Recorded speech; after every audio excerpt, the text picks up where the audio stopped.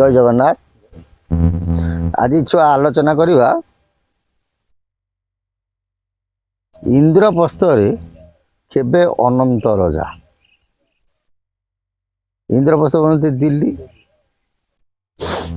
दिल्ली रे ठाकुर केबे रजा है कारण आगु आलोचना करिचे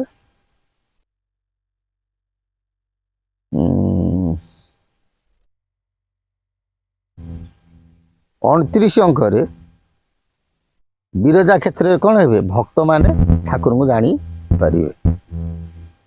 29 अंक मतलब 29 मसीहा कथा कहूनी 5129 कली कल्याधिता जो भोग कर गुहिरा टिकरी युद्ध हम ठाकुर कौन करेंगे से नुचिक रखी विरजा मंडल कौन तु खेला आरंभ कथा आलोचना होती। किंतु इंद्रप्रस्थ वास्तव मत ठाकुर केबे रजा है। इंद्रप्रस्थ बर्तमान दिल्ली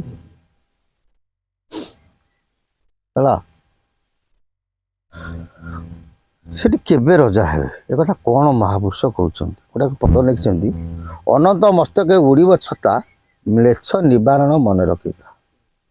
राम कहले राम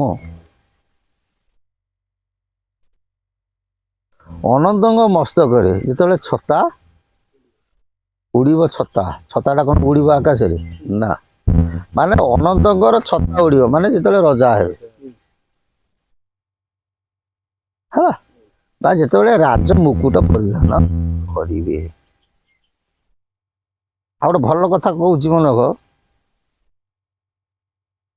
आ गोटे टर्म इलेक्शन हो पारे किंतु भारत भूखंडर शासन होची राजा राजती शासन से बोधे राजा राज शासन फेरी आसो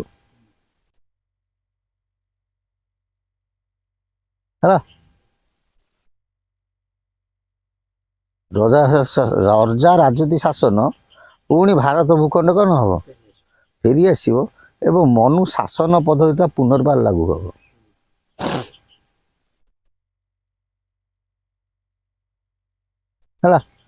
महापुरुष अच्युत कहते अनंत मस्तके उड़ीब छता म्लेच्छ निवारण मन रखी था। जो अनंत रजा है ठाकुर रजा है से समय म्लेच्छ माने विनाश घटे बुझीपार एटा केबे घटना घटे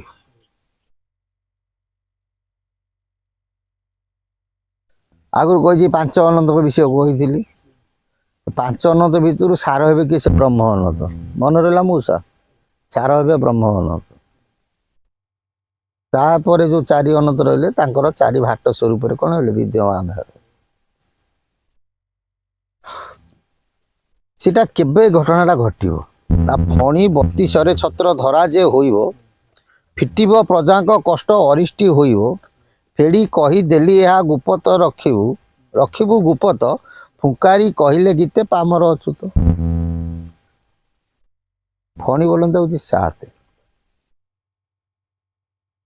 32 मिसिल के 39 कौन ना हूँ सन 1431 चली 1439 सन आसब सेतिकी बेलू ठाकुर कौन है रजा है फिटिब प्रजाक कष्ट अरिष्टि होइबो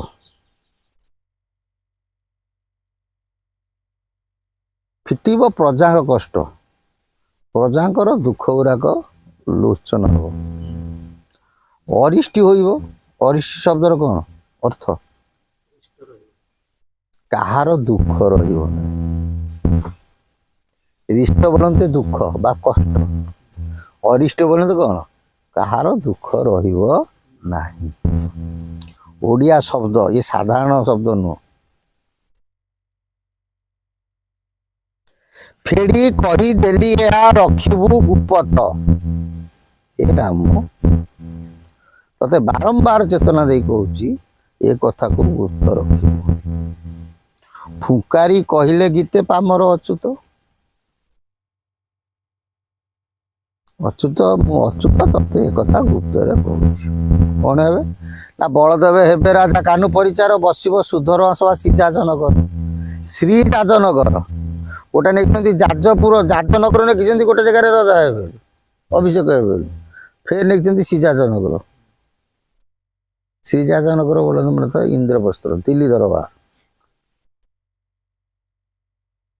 ହେଲା। ବୀଣା ଭାଇ ନାରଦ ସଭାରେ ମିଳିବେ ଅଚ୍ୟୁତ ଆଗରେ ବ୍ରହ୍ମାବେଦ ପଢୁଥିବେ। ବୀଣା ଭାଇ ନାରଦ ସଭାରେ ମିଳିବେ ସତରେ କଣ ସ୍ୱର୍ଗରୁ ବୀଣା ବଜେଇକି ଆସିବେ ନାରଦ? ନାରଦ ଯିଏ ବଳରାମ ଦାସ ହଉଛନ୍ତି ସିଏ ମନେ ରଖିଥା। ପଞ୍ଚସଖା ଭିତରୁ ବଳରାମ ଦାସ ଯିଏ ନାରଦ ହଉଛନ୍ତି ସିଏ। ସେଠି ବଳରାମ ଦାସ କଣ ଉପସ୍ଥିତ ଥିଲେ। ଅଚ୍ୟୁତ ଆଗରେ ବ୍ରହ୍ମା ବେଦ ପଢୁଥିବେ। ବ୍ରହ୍ମା କଣ ଆକାଶରୁ ଚାରି ମୁଣ୍ଡିଆ ବ୍ରହ୍ମା ଆସିବେ? ବ୍ରହ୍ମା ବୋଲନ୍ତି ବ୍ରାହ୍ମଣ। ଠାକୁର ଅଭିଷେକ ହେଉଥିବେ। ବ୍ରାହ୍ମଣ ମାନେ ବେଦ ଉଚ୍ଚାରଣ କରୁଥିବେ। ଏ ହେଉଛି ଭାବାର୍ଥକ ଶବ୍ଦ। ଏଗୁଡ଼ା କି ଶବ୍ଦ? ଭାବାର୍ଥକ ଶବ୍ଦ। ଓଡ଼ିଆ ଶବ୍ଦର ଭାବାର୍ଥକ ଶବ୍ଦ ବାହାରେ ଗୋଟେ ଗୋଟେ ଶବ୍ଦର 49 ଲେଖା ଅର୍ଥ। ଆମେ କଲେଜରେ ଯେତେବେଳେ ପଢ଼ୁଥିଲେ ତାର ଆମର ହାୟର ବେଶୀ ହେଲେ 12-14ଟା ପ୍ରତିଶବ୍ଦ ଆସିବ।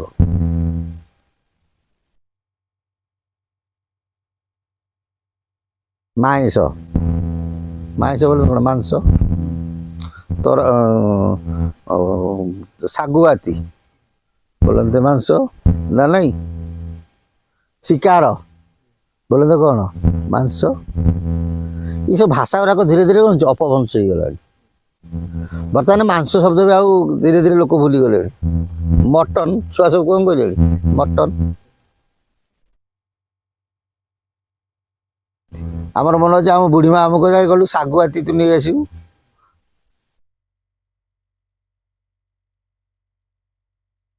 ଶାଗୁଆତି କହିଲେ କେହି ଜଣ ବୁଝିବେ? ମଟନ କହିଲେ ସମସ୍ତେ ବୁଝିବେ। କି ସେ ଯାହା ହେଉ 1439 ନୁହଁ, ଆମେ ଆଉ ଗୋଟେ ଚ୍ୟାନେଲ ମଧ୍ୟ କହିଥିଲୁ 31ରୁ 32 ଭିତରେ ଜଣେ ମହାନ ଲୋକ ବାହାରିବ ଯିଏ ସମୟ ପଇଲେ ସେ ପୃଥିବୀ କଣ କରିବ? ଦିଗ୍ଦର୍ଶନ ଦେବ। ଆଜି ଏ ଚ୍ୟାନେଲ ମଧ୍ୟ କହୁଛୁ ସେଇ କଥା। 2031ରୁ 32 ଭିତରେ ମାନେ କେତେ 1439 ସନଟା ମାନେ 2ଟା ବର୍ଷର ଅଧା ଅଧା ରହୁଛି। ତାରି ଭିତରେ ଜଣେ ମହାନ ବ୍ୟକ୍ତି ଓଡ଼ିଶାରୁ ଯିଏକି ବାହାରିବ ସେ ଜଗତକୁ କଣ କରିବ? ଦିଗ୍ଦର୍ଶନ ଦେବ।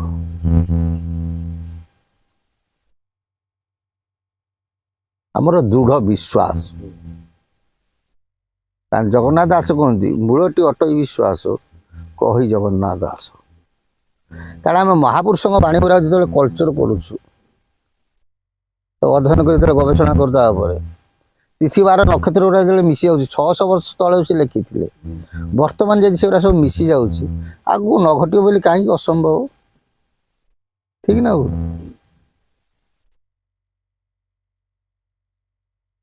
ଏବଂ ମହାପୁରୁଷ ଯାହା କହିଥିଲେ ଅକ୍ଷର ଅକ୍ଷର ସତ୍ୟତାରେ ପରିଣତ ହୋଇଛି ଏବଂ ଆଗକୁ ମଧ୍ୟ ହବ। ସେଥିପାଇଁ ଆମର ପାଠ ପଢ଼ିଲା ବେଳେ ଗୋଟେ କୁହନ୍ତି ପ୍ରାର୍ଥନାରେ ବାଳକେ ମୋର ଭଲ କର ବେଳ ହୁଁ ଗୋବିନ୍ଦ ସୁମର। ତମକୁ କହିବାର ତାତ୍ପର୍ଯ୍ୟ ତମେ ତ ଏଠି ବଇଛ ସବୁ, ଛୋଟ ଛୁଆଙ୍କୁ ସେଇ ଶିକ୍ଷା ଦିଅ ସନ୍ଧ୍ୟା ହେଲେ କ୍ୟାରମ ନ ଖେଳନ୍ତୁ। ଏବେ ବାପା ମା କଣ ମୋବାଇଲ ସବୁ ଧରେଇ ଦେଉଛନ୍ତି।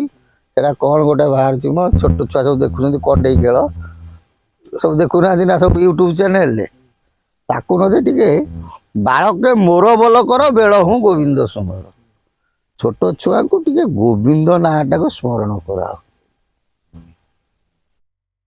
କାଲି ଗୋଟେ କାଲି ବହୁତ ଭଲ ଲାଗିଲା। ଆମ ପୁରୀର ସେ ବ୍ୟକ୍ତି ବ୍ରହ୍ମପୁରରେ ଅଛନ୍ତି କି ପ୍ରହରାଜ ନା କଣ, କାଲି ସେ ଫୋନ କରିଥିଲେ।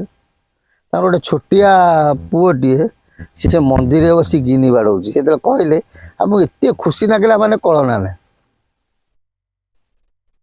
ସିଏ ଗୋଟେ ନ, ଜଗତରେ ସମସ୍ତ ବାପା ମାଆଙ୍କୁ ଏତିକି ନିବେଦନ, ଛୁଆମାନଙ୍କୁ ସଦ୍ ଶିକ୍ଷା ଦିଅନ୍ତୁ।